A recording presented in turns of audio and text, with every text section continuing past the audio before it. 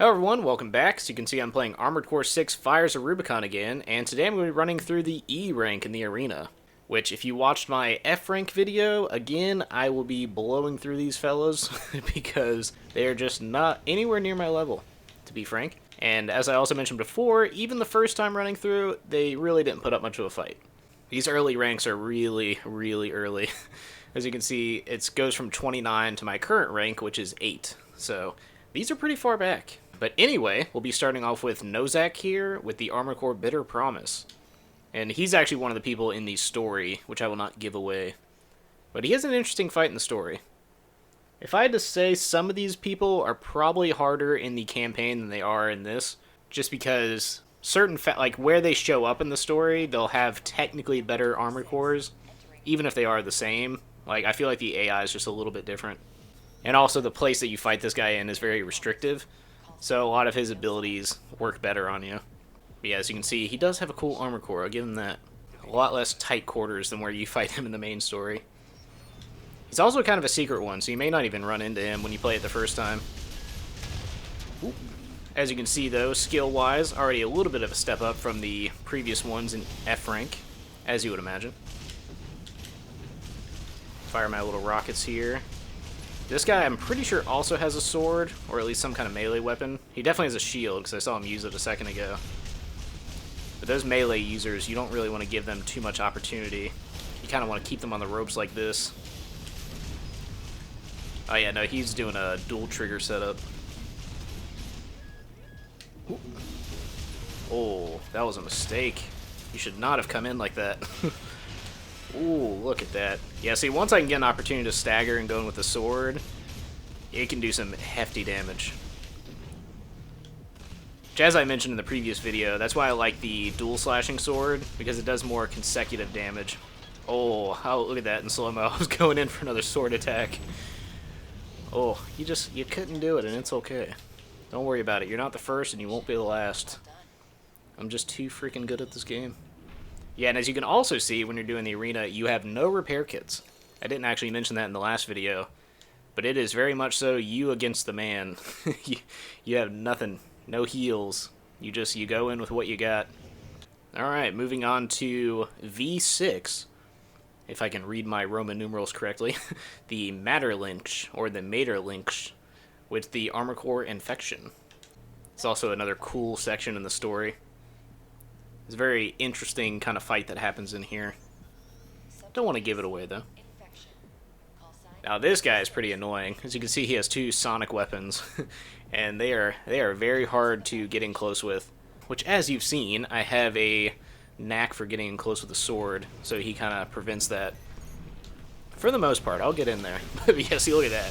Just a flurry of sonic attacks there. He does not have a lot of health, though, and he gets staggered pretty easily with enough consecutive damage. So the good thing to do here is just kind of keep your distance, as my playstyle kind of lends to anyway.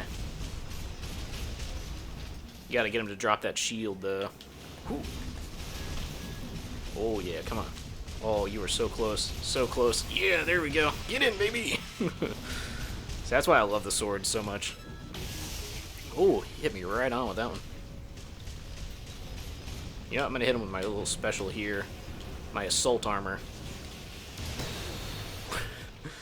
Do the Vegeta final explosion on him. Just gonna do the cool guy walk.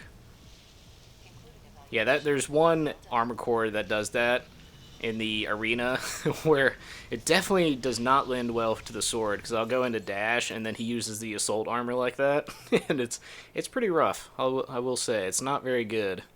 Alright, so now we're moving on to little ZU here with the Armor Core UU. I'm assuming that's how you say both of those. I'm not entirely sure, though. So let's just go with that. As you can see by the look of it, also a fairly junky armored core. This one, you kind of don't want to underestimate, though, but at the same time, you pretty much know what you're getting into when you look at this thing. Although it did give me trouble the first time I fought against this one. As you can see, it's got dual grenade launchers there. I think what I did the first time I fought this, it was either this one or another one that takes place in the same arena. But I switched over to the heavy tank one that just had like dual Gatling guns, and I just sprayed this thing from a distance. And then when it went into the stagger mode, I just switched over to a rocket launcher. That is one thing that's nice when you unlock the ability to do what I'm doing now, where you can switch weapons. Because before, it's just whatever you have as the shoulder-mounted is only a shoulder-mounted weapon, but I unlocked the ability with the little OS chips to where you can put a weapon on your back as well and just swap between them. Because I always like having a missile pod, just something to like keep the distance or do sustained damage. Especially on something like this where they like to pop shields. And you just go, okay. Okay, pop those shields, I dare you. Ooh. Oh, look at that. Just struggling. Yeah, see, slow ones like this is definitely where the missile pods come in handy. Just look at how beautiful this game is, by the way.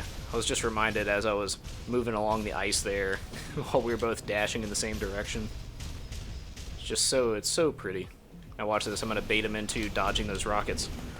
Oh, perfect. Perfect timing. I knew exactly what he was going to do, too. Yeah, because usually with how much damage the missile pods do, and like just in general the amount of stagger it adds, the AI will want to dodge away from that. And you can only, especially for a mobile suit, mobile suit again I say, especially for an armor core like that, they really don't have that many boosts in them. So if you can get them to knock one of those boosts out of the way, you can sometimes get them to use up all their energy, and then you're just like, oh sweet, let's go in. So yeah, very fun with how much strategy you can throw into this game.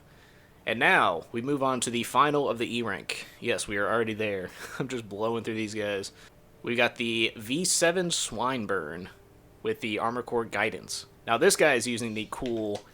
There's a name for it in this one. It's like quadruped or cetriped or tentriped.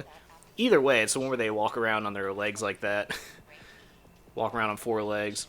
You would think it'd be quadruped, but that's not what they call it.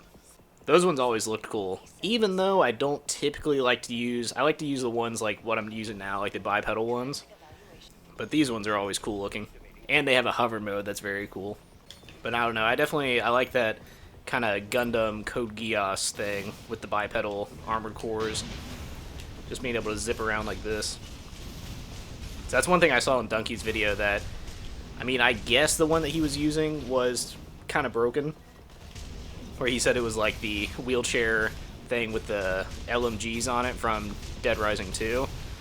But that just doesn't seem fun to me. Like, I like this. I like this gameplay here, where you're just zipping around. You just have the wind in your hair. Ooh, look at that. Perfectly opened. Ooh. Ooh. Looks like I'm passing E rank again. I don't think he's going to be able to do it. Let's see if I can boost it with an assault armor.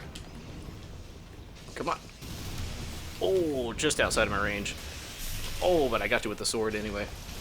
Now I'm just going to open fire. Just unleash the whole arsenal. Yeah, that is one thing that I tried with the fast one. I tried giving it a shield early on, but you're moving so fast, it's like you don't even need the shield. The shields are more so for the armor cores that can't exactly dodge every attack. But in this little zipping guy, it's like, yeah, you're not going to hit me anyway. It's not going to happen. Alright, so that was it for E rank. I'm quickly catching up to my current rank, and then from there we'll just, play them as they go. But yeah, I'll definitely be back to finish off the arena. Hope you enjoyed it, and I'll see you in the next one.